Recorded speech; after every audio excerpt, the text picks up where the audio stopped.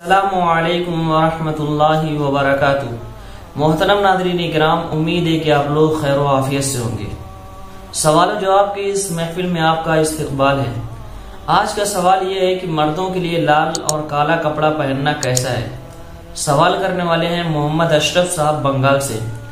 تو اس کا جواب یہ ہے کہ لال اور کالا کپڑا پہننا جائز ہے، البتہ پسندیدہ نہیں ہے۔ پسندیدہ سفید کپڑے ہیں، فتاوی عالمگیری کے اندر ہے، لا بأس بالصبغ الاحمر والاسود۔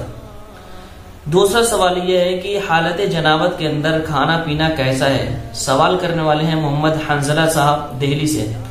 جواب یہ ہے کہ حالت جنابت میں کھانا پینا درست ہے، بہتر یہ ہے کہ وضو کر کے کھائے اور پیے، بغیر وضو کے صرف ہاتھ منہ دھو کر بھی کھا پی لے تو بھی جائز ہے، البتہ خلاف اولیٰ ہے۔ ایک تیسرا سوال یہ ہے کہ ٹی شرٹ میں کسی پرندے یا جانور وغیرہ کی چھوٹی سی تصویر بنی ہو تو کیا اس کو پہن کر نماز پڑھ سکتے ہیں؟ سوال کرنے والے ہیں محمد سلمان شیخ پونا مہاراشٹر۔ جاندار کی تصویر والا کپڑا نہیں پہننا چاہیے اور ایسے ٹی شرٹ میں نماز پڑھنا کراہت سے خالی نہیں، یعنی ایسی صورت میں نماز مکروہ ہوگی، لہذا ایسے شرٹ وغیرہ سے بچنا چاہیے جس میں جاندار وغیرہ کی تصویر لگی ہو۔ ایک سوال یہ ہے کہ یہ عورتوں کا بال کاٹنا کیسا ہے؟ سوال کرنے والی ہیں عائشہ صاحبہ مہاراشٹر سے۔ اس کا جواب یہ ہے کہ بال عورتوں کی زینت ہے، لہذا اسے بلا عذر کاٹنا نہیں چاہیے، البتہ اگر بال کے اندر کوئی بیماری وغیرہ ہو تو ایسے معالج سے جو بالوں کی بیماری اور بالوں کے علاج کے سلسلے میں مہارت رکھتے ہوں، تجربہ رکھتے ہوں، ان کے مشورے سے بال وغیرہ کاٹ سکتی ہے جتنی بیماری ہو، تاکہ بیماری وغیرہ سے بچا جا سکے۔ فتاوی کے اندر ہے وَلَوْ حَلَّقَتِ الْمَرْأَةُ رَأْسَهَا فَإِنْ فَعَلَتْ لِوَجْعٍ أَصَابَهَا لَا بَأْسَ بِهِ وَإِنْ فَعَلَتْ ذَلِكَ تَشَبُّهًا بِالرِّجَالِ فَهُوَ مَكْرُوهٌ۔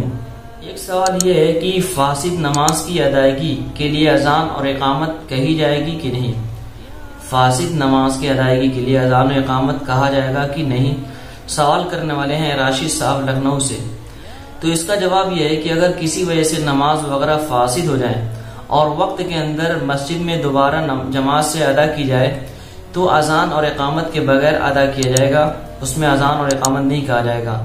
درر مختار کے اندر ہے قوم ذکروا فساد صلاۃ صلوا فی المسجد فی الوقت قضوها بجماعت فیہ ولا یعیدون الاذان والاقامت۔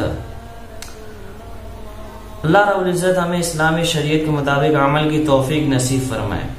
اگر آپ ہمارے اس چینل پر نئے ہیں تو ہمارے اس چینل کو ضرور سبسکرائب کریں تاکہ کوئی بھی دینی اور معلوماتی ویڈیو مس نہ ہونے پائے، اور آپ بھی کمنٹ کر کے اپنے مسائل کا حل معلوم کر سکتے ہیں، دوسرے بھائیوں کو بھی دینی بات سے آگاہ کریں، ہمارا فریضہ بنتا ہے۔